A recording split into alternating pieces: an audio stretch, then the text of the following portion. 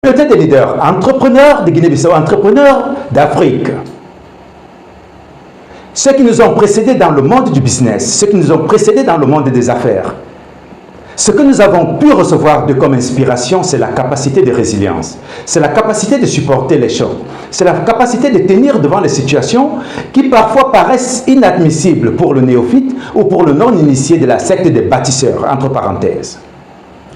Et pourtant, nous, dans cet environnement, nous avons appris à supporter, nous avons appris à résister, nous avons appris, n'est-ce pas, à traverser les situations qui sont parfois difficiles à croire que l'on surmonterait.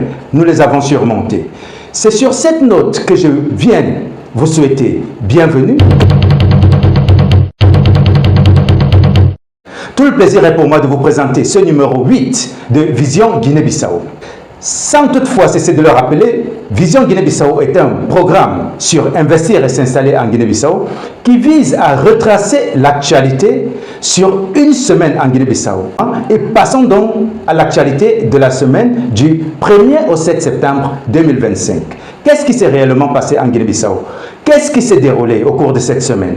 Qu'avons-nous comme nouvelles?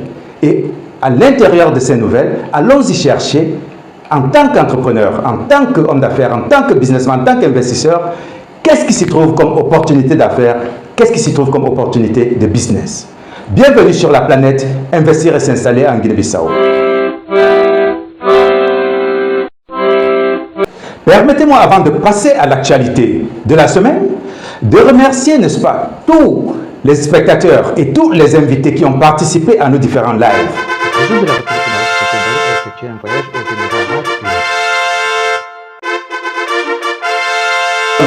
Mbalo a également adressé un message de condoléances à son homologue portugais suite, n'est-ce pas, à l'accident de l'ascenseur de la Gloria, comme il s'appelle, à Lisbonne. Et d'autre part, le président de la République a effectué une visite au port de Bissau pour suivre les travaux de réhabilitation, accompagné des ministres des Finances et de la Jeunesse, Culture et Sport.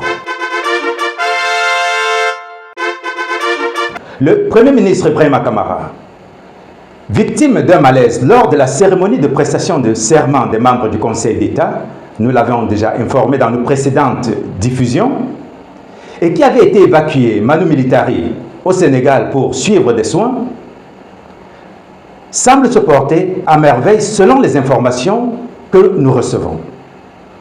D'ailleurs, le président de la République du Sénégal, son Excellence Bassirou Diomaye Faye, a effectué une visite pour s'enquérir, n'est-ce pas, de l'état de santé du Premier ministre Brahima Camara, à qui nous souhaitons une fois de plus nos meilleurs vœux de prompt rétablissement, tout en espérant que le Premier ministre reviendra au pays dans un futur proche, reprendre fonction et assurer, n'est-ce pas, ce qui est de ses responsabilités pour le bon fonctionnement du pays et de l'État.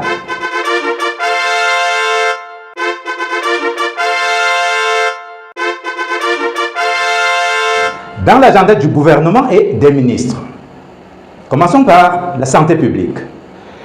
Une réunion transfrontalière entre la Guinée-Bissau, la Guinée-Conakry, le Sénégal et le Mali s'est tenue au cours de la semaine. À la fin de la réunion, un communiqué alertant sur la prévention contre l'épidémie de Mpox a été publié. Heureusement, jusqu'à présent, aucun cas n'a été enregistré en Guinée-Bissau. Le ministre du Tourisme, Sekouna Baldé, a rencontré les opérateurs touristiques afin de renforcer la sécurité. Parlons des vidéosurveillances qui doivent être installées dans les différents hôtels. Il a même suggéré la création des parcs touristiques et la promotion de la gastronomie nationale.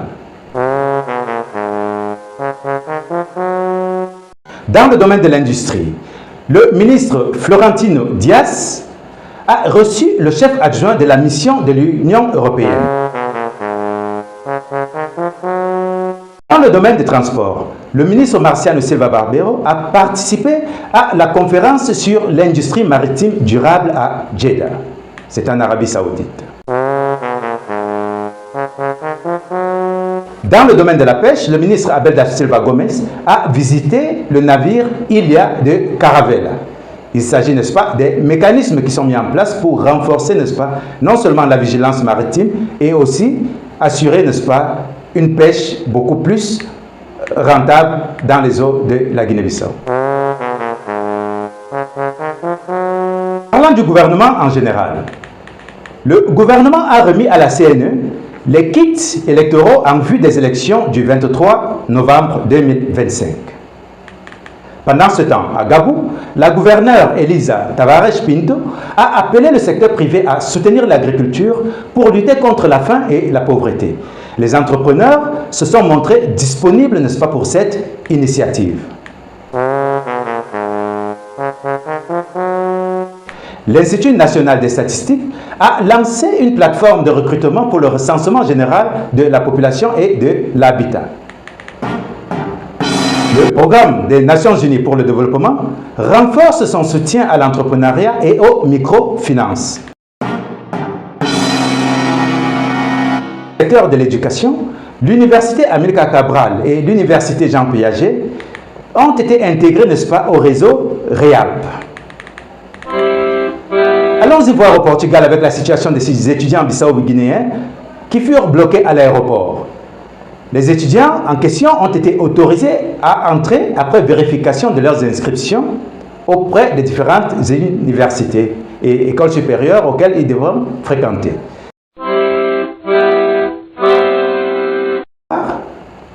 L'Académie bissau-guinéenne des sciences a organisé la première rencontre nationale.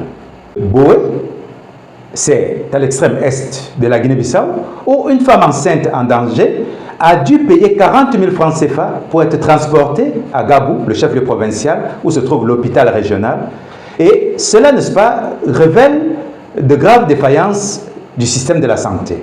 Et nous l'avions dit plusieurs fois dans nos programmes sur Vision Guinée-Bissau, que dans le secteur de la santé, il existe toujours des niches exploitables. Alors c'est le lieu ici de rappeler à ceux, n'est-ce pas, qui sont bons dans l'investissement au secteur de la santé, à s'intéresser davantage à la Guinée-Bissau pour accompagner les efforts que fournit déjà le gouvernement pour assurer la couverture santé à toutes les populations.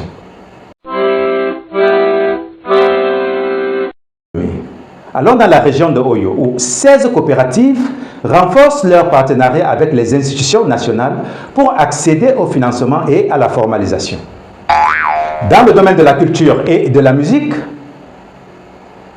il est devenu virtuel ces derniers temps, MC Chabako, après qu'il a lancé le tube Damanafasi Fama, un phénomène de la batucada ayant un fort impact au niveau national et international en ce moment. En fait, le gars, il cartonne.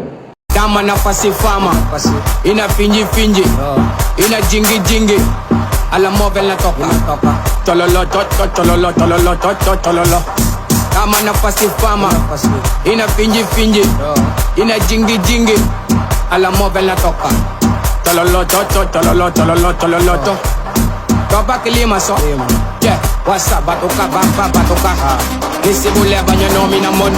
le domaine du sport, l'équipe nationale, les Djortos de Guinée-Bissau, a fait match nul, 1 but contre 1, face à la Sierra Leone dans le cadre des éliminatoires de la Coupe du Monde 2026. Parlons environnement.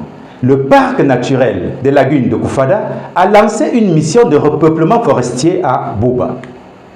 L'association des consommateurs des biens et des services à Cobes a inspecté l'entrepôt de la société Albarca après des dénonciations concernant la qualité du riz stocké dans ces entrepôts. Dans le domaine de l'entrepreneuriat, Willa Tavares, jeune entrepreneur bissau-guinéenne dans la pâtisserie, a suivi une formation pratique à Lisbonne pour des femmes des PALOP, pays africains de langue portugaise, et prévoit d'étendre son activité en Guinée-Bissau. Toujours dans le domaine de la santé, l'hôpital de Boula dénonce son incapacité à répondre aux besoins et demande à être, n'est-ce pas, élevé en catégorie A. Allons-y boucler ce journal d'information avec la chronique économique de l'ex-ministre des Pêches, Dionisio Prera. L'ex-ministre des Pêches révèle que le secteur des pêches constitue une richesse cachée et sous-estimée de la Guinée-Bissau. Le ministre explique que la contribution réelle du secteur des pêches est gravement sous-estimée dans le PIB national et qu'une grande partie des devises n'entre pas dans le système financier bissau-guinéen car les paiements se font par des banques étrangères. L'ex-ministre a évoqué des conséquences, notamment la perte des devises, la perte des recettes fiscales qu'il considère dérisoires, l'absence de valeur ajoutée locale, la sous-évaluation du PIB et il laisse par ailleurs des recommandations, notamment le renforcement du contrôle maritime, l'obligation de canaliser les recettes via le système bancaire national, plus de transparence statistique, des investissements dans les industries locales et la transformation du poisson. Bref, il s'agit d'une question de souveraineté. Tout le plaisir a été pour nous de vous savoir aussi patient et attentif. Passons maintenant à ce qui nous unit, passons à ce qui nous réunit sur cette plateforme, le Doing Business. Qu'avons-nous déniché comme idée de business? Qu'avons-nous déniché comme opportunité de business? Allons-y voir. Secteur numéro 1. Nous parlons de l'agriculture et de l'agroalimentaire. Qu'est-ce que nous avons déniché comme opportunité? Nous nous rendons compte qu'ici, nous pouvons parler du soutien au projet agricole à Gab, puisqu'on dit les entrepreneurs invités à investir dans l'agriculture pour lutter contre la faim et la pauvreté se sont montrés disponibles pour ce genre d'initiative. On parle aussi des partenariats avec les coopératives. Par exemple, les 16 coopératives dans la région de Oyo qui se sont engagées pour la coopération avec les partenaires pour des financements et la formalisation. Donc, ce sont des niches exploitables. Et qu'est-ce qui en ressort comme idée de business? Nous revenons là-dessus, la transformation des produits agricoles pour créer de la valeur ajoutée, la création des fermes modernes ou des serres pour fruits et légumes, la fourniture d'équipements agricoles ou des services de logistique. Le deuxième secteur, c'est le secteur de la pêche et de l'aquaculture. Qu'est-ce que nous avons rencontré comme opportunité? Tel que l'ex-ministre des Pêches l'a dit, le secteur de la pêche est un secteur sous-exploité et sous-estimé dans le PIB. On parle également d'investir dans les industries locales de transformation du poisson pour valeur ajoutée. On parle également du renforcement du contrôle maritime et de la traçabilité pour capter les devises au niveau national. Voici les opportunités que nous décelons dans ce secteur. Et qu'est-ce que nous avons déniché comme idée de business? Des usines de transformation de poissons, de conservation, de filetage et d'emballage. Nous avons également trouvé comme idée de business l'exportation légale via des banques locales. Ceux qui sont intéressés approfondiront leurs recherches et trouveront des mécanismes appropriés ou qui se rapprochent d'investir et s'installer en Guinée-Bissau pour des solutions idoines. L'autre idée de business nous vient dans l'aquaculture et l'élevage des poissons d'eau douce et des saumâtres. Donc, vous voyez qu'il existe bel et bien des niches nouvelles chaque fois que nous diffusons un article ou chaque fois que nous diffusons un numéro de Vision Guinée-Bissau.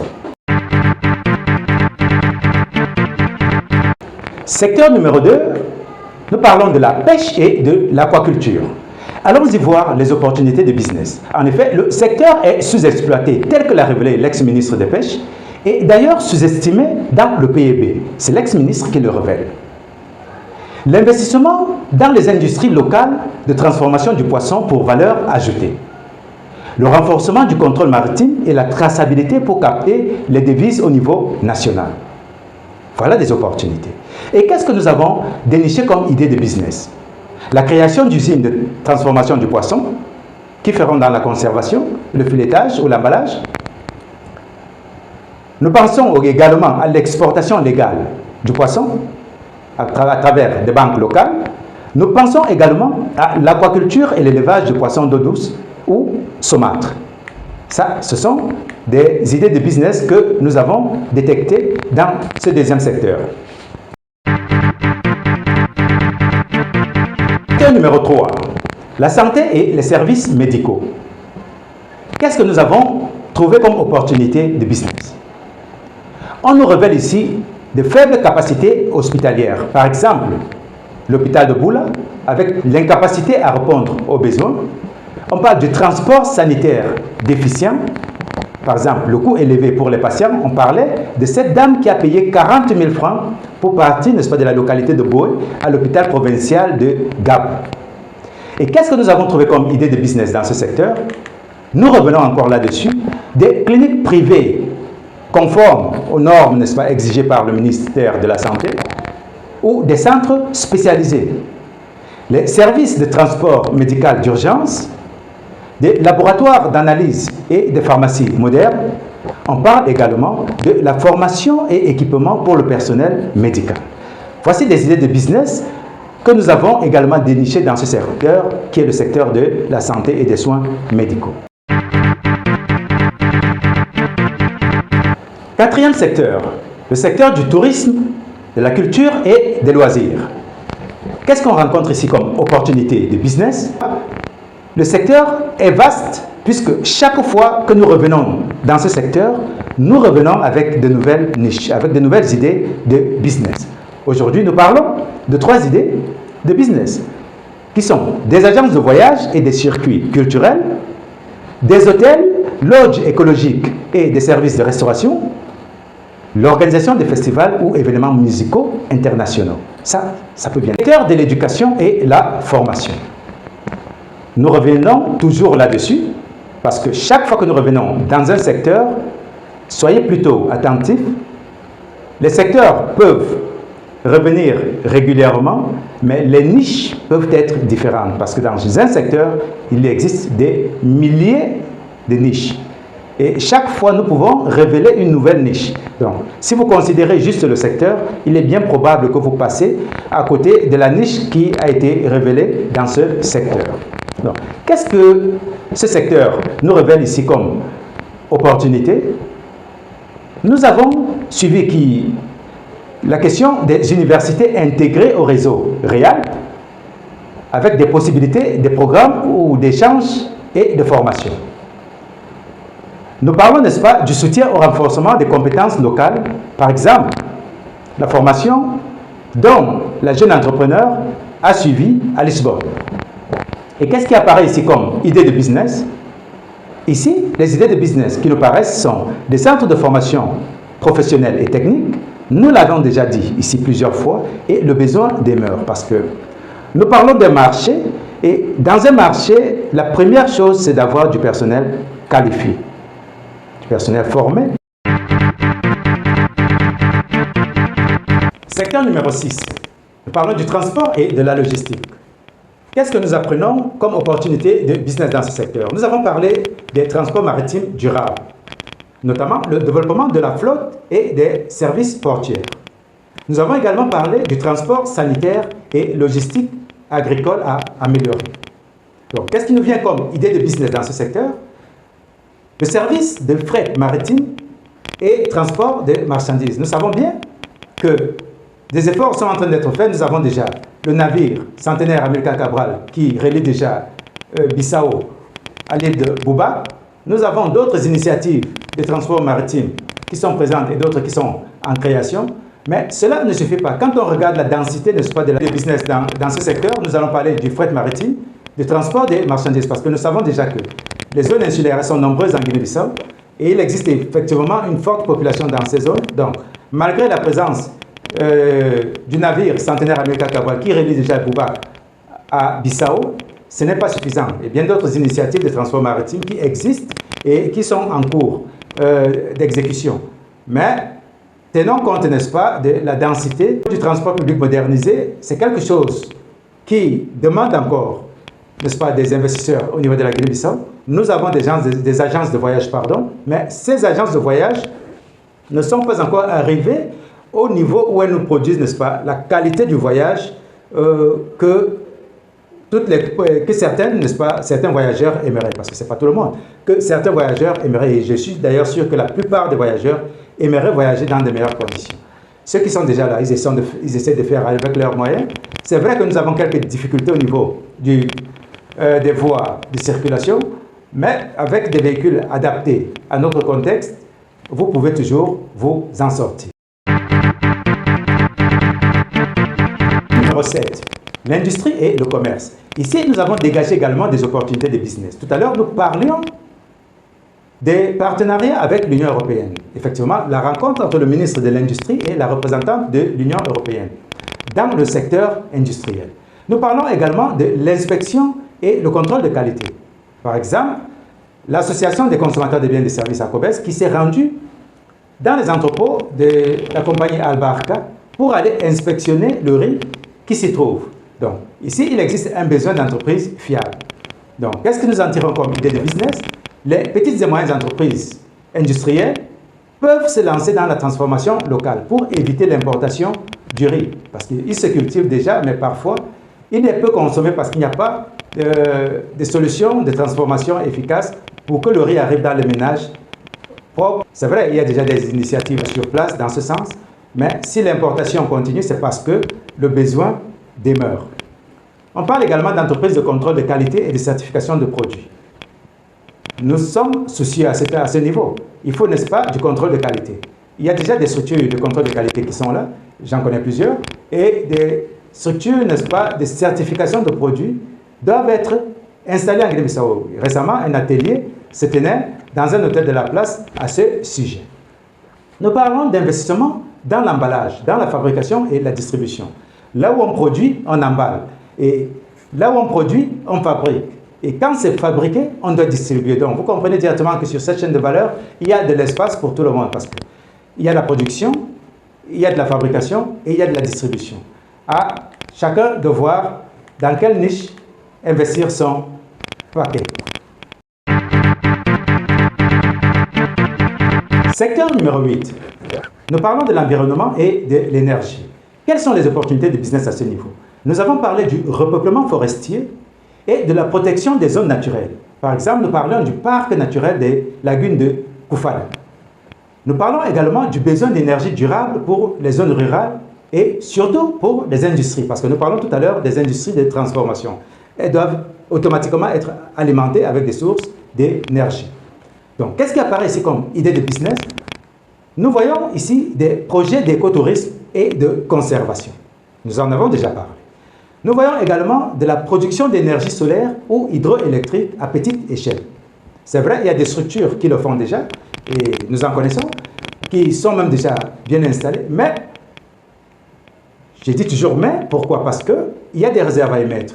Il y a toujours un besoin qui est là, parce que ce n'est pas tout le monde qui est servi, ce n'est pas toutes les localités qui sont desservies. Il y a le projet OMGV qui vient avec des solutions, mais nous croyons fermement que ces solutions, dans l'immédiat, ne pourront pas couvrir tout le territoire national. Et donc, le besoin persistera. Donc, à vous de venir voir dans ce secteur. Nous parlons également de la gestion des déchets et du recyclage. Secteur numéro 9, nous parlons de la microfinance et des services financiers. Ici, qu'est-ce que nous avons trouvé comme idée de business? Nous parlons du PNUD, du Programme des Nations Unies pour le développement, qui soutient l'entrepreneuriat et les microfinances. Nous parlons également des coopératives qui cherchent des financements et qui veulent être formalisées. Donc, qu'est-ce que nous avons trouvé comme idée de business à ce niveau? Nous pensons, n'est-ce pas, aux entreprises de microcrédit ou aux organisations de microcrédit pour PME et pour des coopératives. Nous pensons aussi aux plateformes de paiement et des solutions bancaires adaptées aux entrepreneurs locaux. Ne nous amenez pas des choses trop compliquées parce que nous ne sommes pas encore sur 6G, 7G comme vous. Nous sommes à notre niveau. Donc, apportez-nous des solutions adaptées aux besoins locaux. Il y a également les services de conseil en gestion financière et en investissement. Ça aussi, parce que nous savons bien que l'entrepreneur, il a besoin d'être accompagné, il a besoin de croître et dans sa croissance, il faut nécessairement penser à la bonne gestion. Et à côté de la bonne gestion, il faut penser à la qualité des investissements, peut-être lors de la diversification. Donc, si vous êtes un service de conseil à ce niveau, vous pouvez aussi apporter quelque chose. Dixième secteur, nous parlons ici de la technologie et du digital. Qu'est-ce que nous avons trouvé comme opportunité de business dans ce secteur? Dans nos différentes informations, nous avons parlé, n'est-ce pas, de la plateforme de recrutement que l'Institut national des statistiques, l'INE, a mise en place pour le recensement de la population. Cela démontre, n'est-ce pas, qu'il y a un besoin d'usage du digital. Donc, qu'est-ce qui ressort ici comme idée de business? Ici, nous invitons les développeurs des applications à s'intéresser au marché de la Guinée-Bissau pour non seulement l'administration publique, mais aussi pour des entreprises privées. Nous pensons aussi aux solutions digitales pour la logistique. Nous parlions dans le secteur du transport de la logistique. Nous pensons que ça aussi, le digital peut accompagner cela, surtout quand il s'agit, n'est-ce pas, du dispositif maritime. Nous parlons du suivi de la production et le commerce. Tout ceci a besoin des applications. Les petites vendeuses ont besoin d'applications. Les chefs d'entreprise ont besoin d'applications. Nous parlons également du e-commerce local et des plateformes de vente pour des artisans et des entrepreneurs. Donc, nous pensons que si des développeurs d'applications se mettent au service de la Guinée-Bissau, tout de suite, n'est-ce pas, ce besoin d'usage digital rencontrera une solution adaptée à ces besoins. Communauté des leaders. À travers les informations collectées au cours de la semaine du 1er septembre au 7 septembre 2025, nous avons mis à votre disposition 10 secteurs d'activité et près de 30 niches ou 30 idées de business à développer en Guinée-Bissau. Distingués visiteurs, distingués abonnés des différentes plateformes de la chaîne Investir et s'installer en Guinée-Bissau.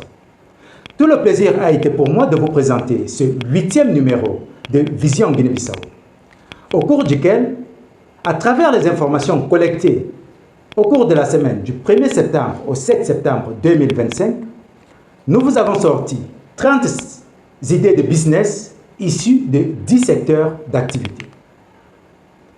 Nous estimons que ce n'est plus le lieu de se rogner les ongles, ce n'est plus le lieu de se poser des questions, c'est tout simplement le moment de se diriger vers investir et s'installer en Guinée-Bissau, s'installer confortablement tous les lundis soirs ou tous les mardis matins et suivre, n'est-ce pas, la diffusion de Vision Guinée-Bissau qui vous apporte des idées de business où vous pouvez investir, où vous pouvez réinvestir, où vous pouvez diversifier vos affaires. Avant de partir, je tiens particulièrement à remercier tous nos followers, tous nos abonnés, ainsi que tous ceux qui nous visitent au passage, tout en les incitant à ne pas seulement nous visiter, mais à devenir aussi des abonnés. Pleurer, gémir, crier, c'est lâche. Abstiens-toi et supporte. Vous êtes déjà dans l'entrepreneuriat, vous êtes déjà dans le monde des affaires, abstenez-vous, supportez et foncez. C'est en forgeant qu'on devient forgeron. Le succès viendra par la suite. Permettez-moi de laisser un chaleureux merci à Boubacar Baldé, fondateur de AM, chaussures et sacs de luxe du côté du Congo-Brazzaville. Il est fils de Guinée-Bissau. Il excelle au Congo-Brazzaville dans son secteur d'activité. Merci à Laurent Gomis. Il est fils de Guinée-Bissau. Il excelle dans son secteur d'activité, dans la communication et dans le commerce général du côté de la France. Merci à Kadidia Diop, qui excelle aussi en Guinée-Bissau dans le domaine de la transformation des produits locaux et des énergies renouvelables. Merci à vous pour votre fidèle compagnie et nous serons ensemble dans les prochaines éditions du live TikTok pour animer nos communautés et leur dire qu'est-ce qui est bon dans le doing business.